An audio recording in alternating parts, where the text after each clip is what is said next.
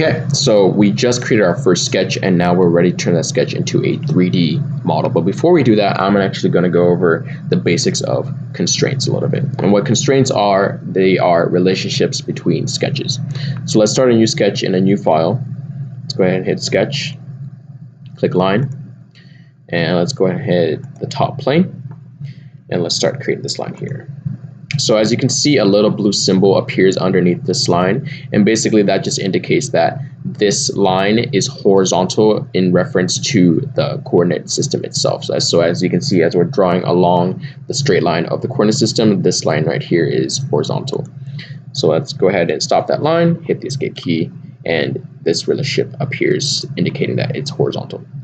So let's start another line by clicking the L key, which is the keyboard shortcut for line.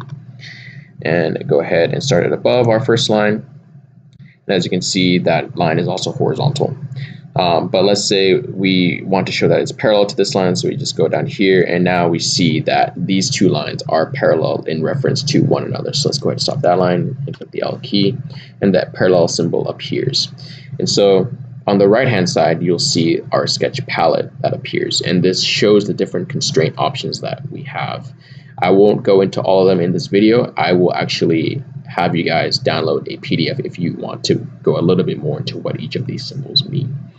So let's delete this line. And so in order to delete a line in Fusion 360, you go ahead and click it and then hit the delete key on your keyboard. So let's start another line. And let's say for whatever reason we actually don't want to have any constraints form as we're creating this line. What you can do is hold down the control key after you've started your line or really any sketch to get rid of the constraints. And as you can see, there are no more constraints appearing, so it's not necessarily horizontal according to the coordinate system or parallel to this line down here. So let's go ahead and stop the sketch and hit escape, and this line no longer has any constraints on it.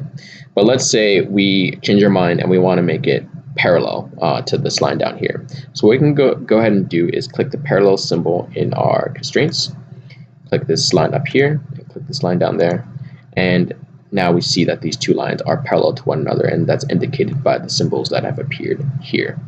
So let's go ahead and hit the escape key and stop our sketch, and we have created two parallel lines.